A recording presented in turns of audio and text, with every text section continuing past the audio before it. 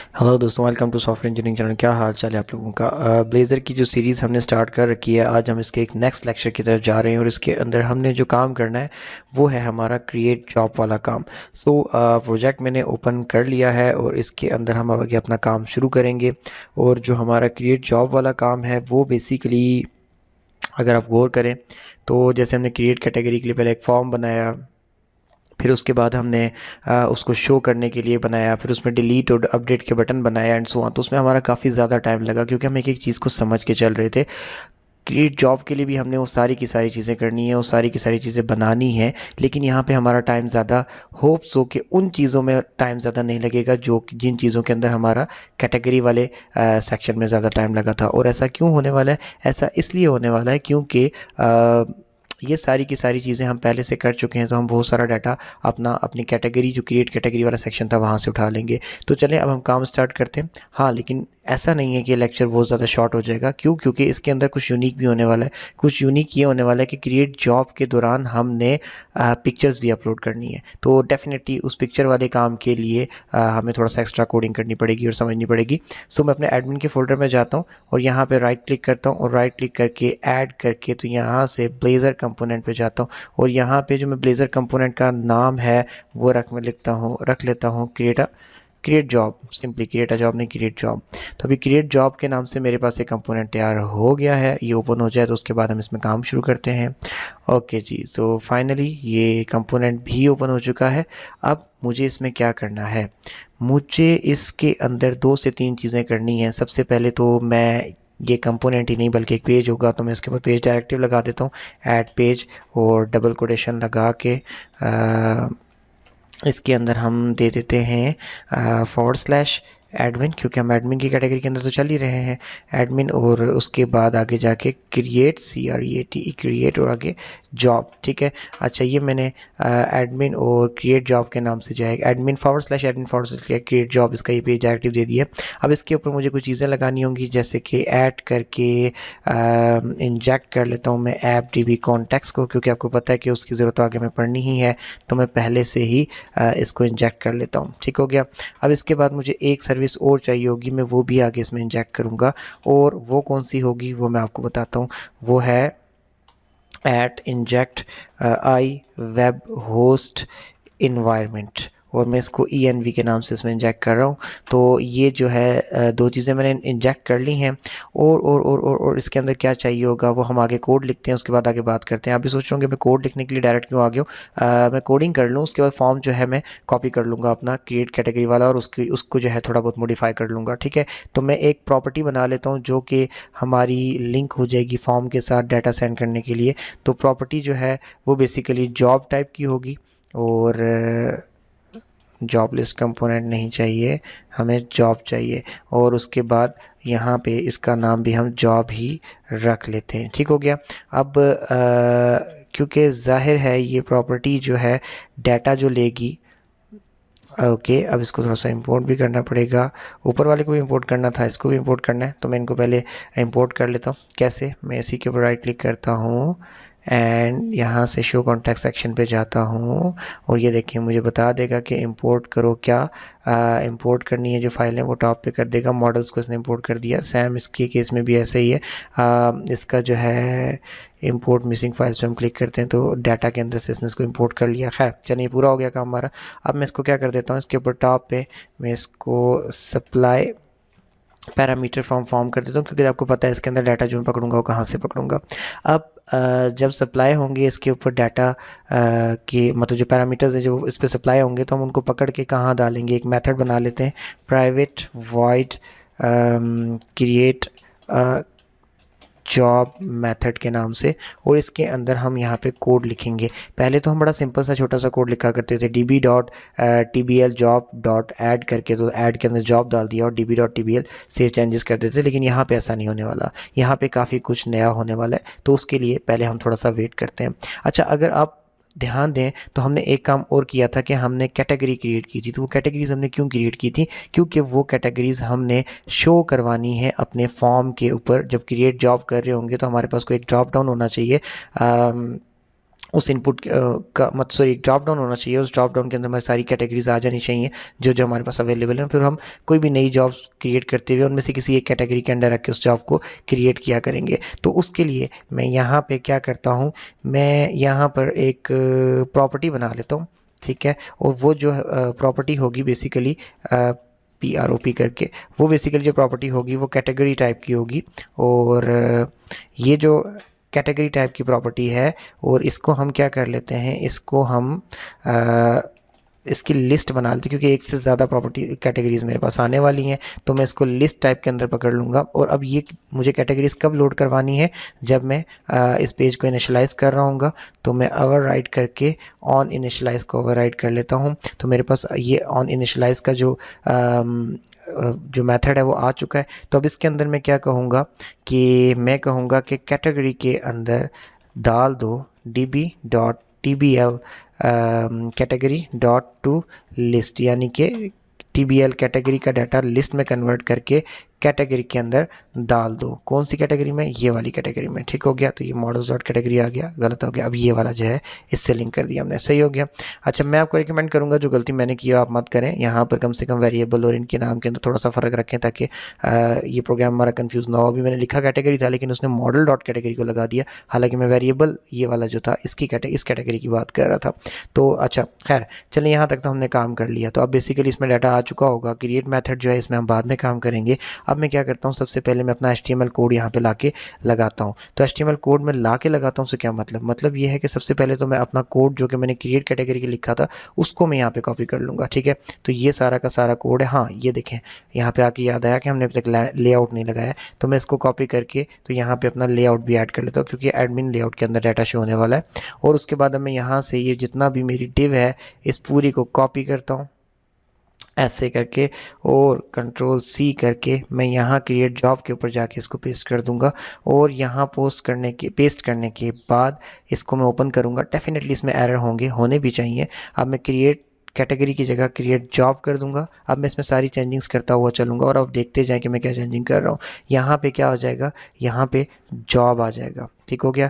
और जॉब आने के बाद यहाँ पे क्या आ जाएगा, वो मेथड जो कि हम यहाँ से चलाने जा रहे हैं। तो वो मेथड कौन सा है, वो है क्रिएट अ जॉब मेथड। तो उसका नाम मैं यहाँ से कॉपी कर लिया, और मैं इस नाम की जगह Ctrl+V करके इसको पेस्ट कर दूंगा। तो यहाँ पे ये लग चुका है। अब क्रिएट कैटेगरी फॉर्म की जगह इसका नाम हम चेंज करके कर देंगे क्रिएट जॉब फॉर्म। तो ये भी लग गया। अब इसके बाद इससे आगे चलते हैं हम। तो आगे क्या करना है, डेफिनेटली ये जितने भी हमारे टेक्स्ट बॉक्सेस हैं इनको बदलना है, और इसके अंदर जो जॉब की जो कैटेगरी जो एट्रीब्यूट्स हैं उनको सेट करना है। तो जो कि मुझे याद नहीं है कि अभी क्या है। तो मैं क्या करता हूँ कि मैं सबको बंद करता हूँ, मैं मॉडल्स के फोल्डर में जाता हूँ, मॉडल के फोल्डर्स में से जॉब वाली क्लास को ओपन कर लेता हूँ, ताकि मेरे सामने जब ये क्लास हो तो इसके अंदर मैं काम कर सकूँ। और इसके अंदर हमने क्लास में आ ही गए तो एक चीज़ हमें और भी करनी होगी, और वो क्या चीज़ है कि हमें कम से कम इस क्लास के अंदर जो है डाटा एनोटेशन कर देनी चाहिए, ताकि कल हम डाटा इसकी बेस पे वैलिडेट भी कर सकें।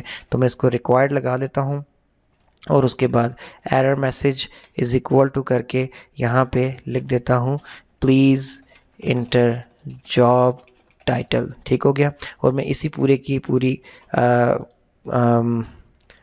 डाटा एनोटेशन को कॉपी करके यहाँ नेचर लगा देता हूँ। नेचर के ऊपर प्लीज़ इंटर जॉब कैटेगरी। तो basically nature of job means के रिमोट है या फिर ऑन साइट है या फिर पार्ट टाइम है, तो वो क्या हो जाती है, बेसिकली वो आपकी नेचर ऑफ जॉब हो जाती है। तो इसको हम यहाँ पे रखते हैं। और salary please inter job salary, ठीक हो गया। जॉब को यहाँ से वर्ड कार्ड भी दूँ तो कोई सा मसला नहीं है, क्योंकि पता है कि हम सैलरी किसकी बात करें। अच्छा, यहाँ पर जाके प्लीज़ इंटर क्या कर देते हैं, यहाँ पे please enter last date to apply, ठीक है। यहाँ पे लास्ट डेट टू अप्लाई का ऑप्शन आ गया, ये भी लग गया। और उसके बाद ये इमेज का जो ये वाला एट्रीब्यूट है इसको मैं डेकोरेट नहीं करने वाला, क्यों, क्योंकि इसके अंदर डाटा यूज़र नहीं डालेगा। स्ट्रिंग, हमारे पास दो प्रॉपर्टीज़ हैं, एक स्ट्रिंग इमेज है और एक आई फॉर्म फाइल फ़ोटो है, जो कि नॉट मैप्ड है, यानी कि एंटिटी फ्रेमवर्क कोर की बेस के ऊपर जब हमने माइग्रेशन चलाई तो इसके लिए डाटाबेस में कोई एट्रीब्यूट तैयार नहीं हुआ। हाँ, लेकिन इसके लिए हो गया। और स्ट्रिंग इमेज मीन्स ये कि इमेज का नाम हम इसमें जाके सेव कराएंगे, और ये हमारे लिए क्या करेगा, ये आपको आगे जाके पता चल जाएगा। आई फॉर्म फाइल बेसिकली फाइल्स को चूज़ करने के लिए यूज़ हो रहा होता है। इसको इसको हम आगे जाके डिस्कस करते हैं और देखते हैं कि कैसे काम करेगा। खैर, मैंने डाटा को डेकोरेट कर दिया है और अब मैं देख लेता हूँ यहाँ पे हमें क्या क्या चाहिए। नेम चाहिए, नेचर चाहिए, सैलरी चाहिए, लास्ट डेट टू अप्लाई चाहिए। सबसे पहले तो हमें ये चीज़ें चाहिए। तो सबसे पहले मैं क्या करता हूँ, नेम की जगह मैं ना यहाँ पे जॉब टाइटल कर देता हूँ और यहाँ पे जाके इसको जॉब कर देता हूँ और इस जगह पे जाके इसको भी मैं जॉब कर देता हूँ, तो वहीं से उठा लेगा, खाली मैंने उसको मॉडल को चेंज करना है। ठीक है। अच्छा, अब इसके बाद नेम हो गया। नेम के बाद अगली चीज़ क्या है, अगली चीज़ आ जाती है आपकी नेचर ऑफ द जॉब। ठीक है। तो यहाँ पे अब मैं क्या कर देता हूँ, इस स्लग की जगह कैटेगरी कर देता हूँ। अब मैंने स्लग की जगह कैटेगरी कर दिया। मुझे ये चीज़ें काट लेनी है क्योंकि कैटेगरी जो है वो ड्रॉप डाउन की शक्ल में आने वाली है, तो वहाँ पे मेरे लिए ये चीज़ जो है ये काम नहीं करेगी। मुझे यहाँ पर कैटेगरी के लिए जो है कुछ और जुगाड़ करने पड़ेंगे। तो वो क्या होगा, मैं सबसे पहले तो एक इनपुट सेलेक्ट का बनाऊंगा, क्योंकि देखें कैटेगरी के लिए ड्रॉप डाउन बनाना पड़ता है। ड्रॉप डाउन का जो टैग होता है वो सिलेक्ट होता है और ब्लेज़र में आके वो इनपुट सेलेक्ट हो जाता है। इसके अंदर आने के बाद मैं इसमें अपनी क्लास लगा दूंगा। Class is equal to form dash SELECT select, यानी कि आपके ड्रॉप डाउन के लिए ये क्लास हुआ करती है। ठीक हो गया। और मैं अब इसको बाइंड करूँगा, bind dash value is equal to करके। तो आपको पता है कि ये बाइंड किससे होने वाला है, ये जो यानी कि सिलेक्ट में हम जो भी वैल्यू चूज़ करेंगे वो जाएगी हमारी एट ना भी लगाएं खैर तो इसके बगैर भी चल जाएगा, जॉब डॉट नेचर के अंदर। ठीक है। यानी कि नेचर ऑफ जॉब जो है वो क्या है, वो यहाँ सेलेक्टेड जो होगी वो वैल्यू यहाँ से सिलेक्टेड वैल्यू उसके अंदर चली जाएगी। सही हो गया। अब यहाँ पर जाके मुझे एक ऑप्शन बनाना है और ये जो ऑप्शन है पहला, इसकी जो वैल्यू होगी ये बेसिकली कोई ऐसा वैल्यू नहीं होगी, बस ये एम्प्टी वैल्यू होगी। और उसके बाद यहाँ पे हम सेलेक्ट जॉब कैटेगरी आ जाएगा। सही हो गया। और इसके बाद नीचे जाके हम यहाँ पे ऐड करके फॉर ईच लूप लगा देते हैं। तो जब हम फॉर ईच लूप लगाते हैं तो यहाँ पे वेरिएबल आइटम करके इन जो कैटेगरी के अंदर हमने बहुत सारा डाटा लोड कराया है वो हम यहाँ पे ले आते हैं। और जो डाटा हमारा यहाँ पे अगेन देखें वही मिस्टेक तो आ रही है, तो खैर मैं इसको यहाँ से ऐसे कर दूंगा तो समझ जाएगा कि मैं वेरिएबल कैटेगरी की बात कर रहा हूँ, अदरवाइज़ वो क्लास कैटेगरी को उठा रहा था। अच्छा, अब मैंने ये उठा लिया। अब मैं नेक्स्ट एक और ऑप्शन यहाँ पे आके बनाऊँगा। ठीक है। और इस ऑप्शन को मैं क्या कर दूँगा कि इस ऑप्शन को मैं वैल्यू इज़ इक्वल टू करके आइटम डॉट नेम, यानी कि जो कैटेगरी का नेम है मैं वो दे दूंगा। तो इसके लिए मुझे C# को एक्टिव करके आइटम डॉट नेम ऐसे लिखना पड़ेगा। ओहो, value is equal to add करके आइटम डॉट और नेम करना पड़ेगा। और यहाँ आगे जाकर अगेन आइटम डॉट नेम आ जाएगा। तो ये लें जनाब, ये हमारा काम गया हो। अब इसके बाद हमने क्या करना है, हमारी फॉर ईच लूप के थ्रू जब भी फॉर ईच लूप घूमेगी तो हमें सारी कैटेगरीज नज़र आने लग जाएंगी। तो हमने सबसे पहले तो जॉब टाइटल दे दिया, फिर उसके बाद नेचर ऑफ जॉब दे दिया। अब आगे उसके बाद नेचर ऑफ जॉब के बाद आगे क्या है, सैलरी और लास्ट डेट टू अप्लाई। तो अब मैं इस वाले को डिस्क्रिप्शन को ऑल दो के 12 कॉलम में तो मैं इसको रहने देता हूँ। मैं इसी वाले को, ये जो ऊपर वाला हमारा जॉब टाइटल था, मैं इसको पूरे के पूरे को कॉपी करता हूँ, इसके नीचे जाके यानी कि नेचर ऑफ जॉब के नीचे जाके लगाता हूँ और इसको मैं कर देता हूँ क्या जी, सैलरी। और यही सैलरी जो है मैं लगा देता हूँ यहाँ पे और यही सैलरी मैं लगा देता हूँ यहाँ पे। तो कह रहा है कि जी सैलरी का नहीं है, तो सैलरी का बेसिकली है लेकिन वो स्मॉल एस के साथ है तो वो डिटेक्ट नहीं कर पा रहा था। सो अब उसने डिटेक्ट कर लिया है। अच्छा, सैलरी हो गया। और उसके बाद नीचे जाके हम इसी को दोबारा से कॉपी करते हैं और नीचे लगा देते हैं जनाब अली, सैलरी के बाद last date to apply, right. अच्छा, ये देखें, अब मैंने इसको लास्ट डेट टू अप्लाई लगा दिया और यहाँ पे जाके मैं लिख भी देता हूँ लास्ट डेट टू अप्लाई और सैम इसी को मैं कॉपी करके तो सैलरी को कॉपी करके इसकी जगह कंट्रोल-V कर देता हूँ। तो ये देखें काम हो गया। सो अब देखें, हमने पहली दफ़ा जो इतनी मेहनत से सुकून से की थी अपनी क्या कहते हैं उसको लगा ली, एक दफ़ा मेहनत करके कैटेगरी क्रिएट कैटेगरी का फॉर्म बना दिया। तो अब हमें इस दफ़ा इतना सोचना नहीं पड़ रहा, बस हमें डाटा एडिटिंग करनी पड़ रही है और वो इतना ज़्यादा कंपैरेटिवली उसके आसान है। अदरवाइज़ आपको पूरा कोड खुद से लिखना पड़ता था। अगर आपको याद हो तो हमने क्रिएट कैटेगरी के टाइम पे सारा कोड बूटस्ट्रैप की हेल्प से सारा खुद बनाया था। अब उसी को हम यूज़ करते चले जाएंगे क्योंकि सेम टेम्पलेट हमने पूरे के पूरे प्रोजेक्ट में फॉलो अप करना होता है। अच्छा खैर, अब मैं यहाँ पे क्या करता हूँ कि जो कैटेगरी अब ये जो आखिरी है मैंने किसके लिए रखा है ये मैं आपको बताता चलूँ। इसकी मैं वैलिडेशन अभी रिमूव कर रहा हूँ क्योंकि मैंने फ़ोटो पे वैलिडेशन रखी नहीं है और इसके अंदर मैं इसको बाइंड वैल्यू नहीं करूँगा, इसको मैं क्या करूँगा, मैं यहाँ पे जॉब डॉट फ़ोटो कर लेते हैं। लेकिन जो फ़ोटो आपने अपलोड करना होता है उसके लिए आपको बाइंड वैल्यू यहाँ पे इस्तेमाल नहीं करते, आप उसके लिए यहाँ पे नाम का टैग यूज़ करते हो। ठीक हो गया। और जब यहाँ पे नाम का टैक्स यूज़ करते हो तो दूसरी बात ये पे इनपुट टैक्स नहीं होता, यहाँ पे आपको इनपुट फाइल करना होता है, इनपुट फाइल ये ऐसे करके। और इनपुट फाइल का जो पेयर टैग नहीं भी है, अगर आप इसका सिंपल टैग लगा लेंगे तो दैट्स मोर देन इनफ। अब यहाँ पर जाके मैं लिख देता हूँ अपलोड फ़ोटो, यहाँ तक तो काम हो गया। अब ये फॉर्म हमारा, क्योंकि आपको पता है कि फ़ोटो सेंड करने वाला है, तो ये हमारे लिए लाजमी है कि इसके अंदर फॉर्म में method is equal to post है या नहीं है। डेफिनेटली वो तो होगा ही, आई थिंक सो नहीं है। Okay, method is equal to post लगाना है और encryption type is equal to multi part form data देना है। अदरवाइज़ इसके बगैर आपकी जो है वो होता नहीं है काम सारा का सारा। Method is equal to post और ENC type is equal to multi part form data. ये मल्टी पार्ट फॉर्म डाटा का जो टैग है ये आपको उसी वक्त देना होता है जब आप कोई मीडिया, कोई फाइल, कोई फ़ोटो वगैरह एक फॉर्म से अपलोड करके कहीं भेज रहे होते हैं। सो खैर हमारा ये फॉर्म का काम तो कंप्लीट हो गया। और मुझे उम्मीद है कि अगर मैं इसको रन करूँ तो फॉर्म के अंदर जो डाटा शो होगा उस डाटा के अंदर जो ये फॉर ईच लूप है इसके अंदर जो है हमारी कैटेगरी वगैरह शो हो रही होगी और खूबसूरत सा फॉर्म बना हुआ आ रहा होगा।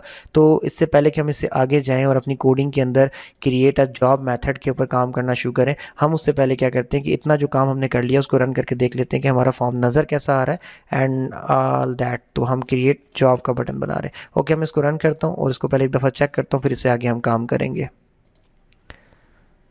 ओके, सो प्रोजेक्ट मेरा जो है वो रन हो चुका है और अब इस प्रोजेक्ट रन करके तो मैं यहाँ से एडमिन /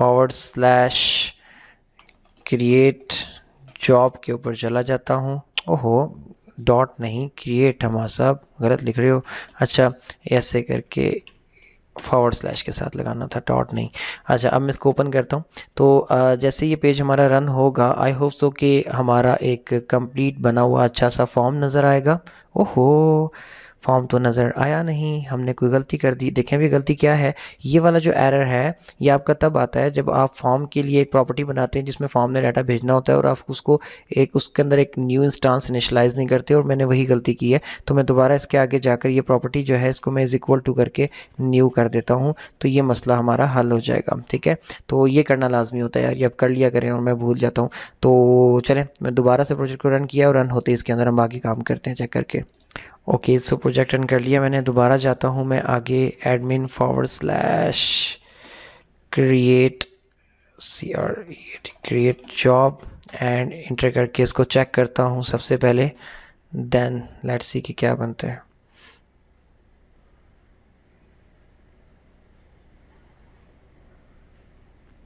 ओके, देखें बड़ा ही प्यारा सा, बड़ा ही क्यूट सा फॉर्म सामने आ गया और मैं सेलेक्ट कैटेगरी पे क्लिक करता हूँ तो वो कैटेगरीज जो कि मैंने डाटाबेस में सेव की हुई हैं वो यहाँ पे नज़र आ रही हैं। अब मैं यहाँ पे डाटा डालूँगा, चूज़ फाइल पे क्लिक करूँगा तो यहाँ से मेरे पास फ़ाइल चूज़ करने का ऑप्शन खुल के आ जाएगा।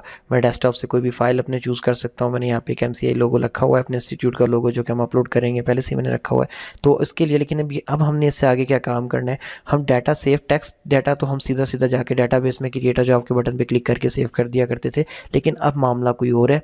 अब मामला कुछ चेंज है थोड़ा सा, और वो ये है कि इस बार हम फ़ाइल भी अपलोड कर रहे हैं। तो हम फ़ाइल को डाटाबेस में कैसे लेके जाएंगे, तो उसका जवाब ये है जनाब कि फ़ाइल को डाटाबेस में आप लेके ही नहीं जाएंगे। आप फाइल को इस आई फॉर्म फाइल वाली प्रॉपर्टी, फ़ोटो वाली प्रॉपर्टी से पिक करेंगे, उसका नाम अलग करेंगे और फाइल अलग करेंगे। कुछ कोड ऐसा लिखा जाएगा कि फ़ाइल सीधी www रूट के फ़ोल्डर में, इमेजेस के फ़ोल्डर में जाके सेव हो जाए और जो हमारा उस फाइल का नाम है वो जाके डाटाबेस में सेव हो जाए। तो कल जब हमें वही इमेज कहीं पे शो नहीं करनी होगी तो हम क्या करेंगे कि एक पाथ क्रिएट करेंगे जिसके अंदर www रूट / images का जो पाथ है वो दे देंगे और SRC के अंदर ये पाथ देख के तो आगे इमेज का जो नाम है वो डाटाबेस से ला के शो कर देंगे। तो नाम आएगा डाटाबेस से, इमेज आएगी www रूट के अंदर पड़े हुए इमेजेस के फोल्डर से, और जब दोनों चीज़ें लिंक होंगी तो हमारी इमेज शो हो जाया करेगी। बड़ा सिंपल सा फार्मूला है, लेकिन इस सिंपल से फार्मूले को अप्लाई करने के लिए थोड़ी सी कोडिंग करनी पड़ेगी। तो अब उस कोडिंग की तरफ चलते हैं और स्टार्ट करते हैं। और आई होप सो कि अगर आप थोड़ा सा एक्टिव होकर बैठे और सीखते चले जाएं तो कितना मुश्किल काम नहीं है। सबसे पहला काम तो मैं ये करूँगा कि मैं www रूट के फ़ोल्डर के अंदर जाके एक राइट क्लिक करके एक नया फ़ोल्डर बना दूंगा और इस फ़ोल्डर का नाम मैं इमेजेस रखूँगा ताकि जो भी मैं अपनी तरफ से फ़ोटोज़ अपलोड करूँ वो इस फ़ोल्डर के अंदर ले जाके मैं डाल सकूँ। इट इज़ रिकमेंडेड कि अगर आपको पता हो कि आपने इमेजेस के अलावा और भी कुछ चीज़ें अपलोड करनी है तो आप www रूट के फ़ोल्डर में एक अपलोड्स का फ़ोल्डर बना लें और अपलोड्स के फ़ोल्डर में images, files and so on आप उसकी आगे फर्दर कैटेगरीज बना लें तो ज़्यादा बेहतर रहेगा। लेकिन मेरे पास सिर्फ इमेजेस ही अपलोड करने का ऑप्शन था यहाँ पर, तो मैंने उसके लिए एक फ़ोल्डर डायरेक्टली बना लिया। अब यहाँ पर जाके हम क्या करेंगे, क्रिएट अ जॉब मेथड के अंदर सबसे पहले तो हम एक स्ट्रिंग बनाएंगे और उसके अंदर हम इमेज का नाम सेव करेंगे जो कि हमें कहाँ से मिलेगा, जॉब डॉट फोटो, यानी कि वो जो ओहो मैं ऊपर चला गया बाय मिस्टेक एरो दबा के यहाँ से जाके, तो वो जो नाम है वो हमें कहाँ से मिलेगा, जॉब डॉट फोटो की जो प्रॉपर्टी है उसको हम कहेंगे कि तुम्हारे पास जो फाइल अपलोड की गई है फॉर्म में उसका जो नाम है वो आप हमें स्ट्रिंग में कन्वर्ट करके तो प्रोवाइड कर दें। ये हमें स्ट्रिंग में कन्वर्ट करके वो नाम दे देगी। जब वो नाम दे देगी तो अब हमने क्या करना है कि किसी भी तरीके से एक वेरिएबल बनाना है फोल्डर पाथ का और इसमें वो जो इमेजेस तक के फोल्डर का जो पाथ है वो ला के सेव करना है। तो उसके लिए हमें हमारे पास एक क्लास है पाथ और उसका कंबाइन का फंक्शन कॉल करेंगे और उस कंबाइन के फंक्शन को कॉल करके हम यहाँ पर इसको एक दो बातें कहेंगे। सबसे पहले हम कहेंगे कि जो हमने आई वेब होस्ट इन्वायरमेंट ऊपर इंजेक्ट किया था ये वाला, इसका जो env नाम का वेरिएबल है इसको यूज़ करेंगे क्योंकि ये आपको एक्सेस देता है आपके रूट फोल्डर के अंदर पड़े हुए तमाम फोल्डर्स को एक्सेस करने की, ठीक है ना, कोई इजाज़त देता है या फिर आपके लिए चीज़ काम को आसान कर देता है। अब मैं क्या करता हूँ, env डॉट, ये देखें वेब रूट पाथ, यानी कि आप इन्वायरमेंट के थ्रू वेब का जो रूट का जो पाथ है www रूट का फोल्डर वहाँ तक पहुँच जाओ। वहाँ तक पहुँचने के बाद उसी के अंदर आगे एक इमेजेस का फोल्डर होगा उसको उठा लो। अब मेरे पास basically www root folder /images का फोल्डर, वहाँ तक का लिंक जो है वो आके फोल्डर पाथ में सेव हो चुका है। अब मैं यहाँ पे आगे जाके इमेज पाथ क्रिएट कर लेता हूँ और इमेज पाथ के अंदर सेम पैटर्न रिपीट करूँगा, पाथ डॉट कंबाइन इसको बुलाकर, तो इसको ये कहूँगा कि तुम सबसे पहले तो फोल्डर पाथ ले लो, यानी कि इमेजेस तक के फोल्डर का जो पाथ है वो ले लो और उसके आगे जाकर जो इमेज का नाम है जो हमने एक वेरिएबल में कॉपी करके रखा है वो जोड़ दो। तो ये एक कंप्लीट पाथ क्रिएट हो गया जिसके ऊपर हम इमेज को डालना चाहते हैं। अब इमेज को या किसी भी फाइल को प्रोग्रामिंग के थ्रू उठाकर किसी फोल्डर तक कॉपी करने के लिए आपको फाइल स्ट्रीम्स चाहिए होती हैं। यहाँ पे जाके मैं एक माई फाइल स्ट्रीम के नाम से वेरिएबल बनाता हूँ और इसके अंदर मैं न्यू फाइल स्ट्रीम जो है वो डालूंगा, न्यू फाइल स्ट्रीम, ठीक हो गया। तो जब मैं इसमें न्यू फाइल स्ट्रीम डालूंगा तो फाइल स्ट्रीम को दो चीज़ें चाहिए होती हैं, एक तो वो पाथ जहाँ पे उसने जाके फाइल क्रिएट करनी है तो हम इमेज का पाथ दे देते हैं और फिर दूसरा उसका मोड के तो उसने करना क्या है, तो मैं उसको बता देता हूँ कि यार तुम्हारा जो फाइल मोड है वो क्रिएट है, यानी कि तुमने जाकर इस ट्रैक पे इस नाम की एक फ़ाइल क्रिएट करनी होगी, जो ट्रैक हमने तुम्हें दिया उस पर क्रिएट करनी होगी फ़ाइल। तो अब वो फाइल कौन सी है जो कि क्रिएट करनी है, अब वो है बेसिकली जॉब के क्लास के फ़ोटो की प्रॉपर्टी में पड़ी हुई फ़ाइल। तो हम उसको कहेंगे कि तुम कॉपी कर दो इस फाइल को हमारी बनाई हुई फाइल स्ट्रीम के ऊपर, यानी कि जिसका नाम क्या है, माई फाइल स्ट्रीम। तो इससे क्या होगा कि हमारी जो फाइल है वो इस फाइल स्ट्रीम पे कॉपी हो गई। अब जब ये फाइल स्ट्रीम पे कॉपी हो चुकी है तो हम आगे जॉब के अंदर जो इमेज की जो स्ट्रिंग प्रॉपर्टी थी इसको हम कॉल करके यहाँ से जाके हम इसको कहेंगे कि जो इमेज नेम है यहाँ पर जो कि हमने फाइल का उठा के रखा हुआ है वो तुम ले लो।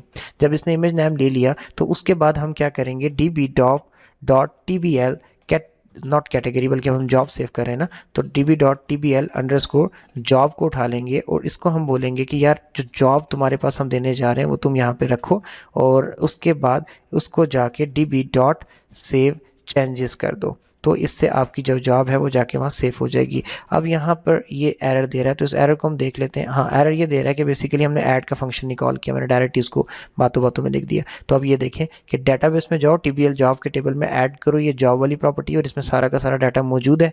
फाइल का नाम जो है हमने यहाँ से तुम्हें दे दिया और फाइल जो है हमने सीधी की सीधी उठा के भेज दी फोल्डर के अंदर और उसके बाद डेटाबेस से सेव चेंजेस कर दो।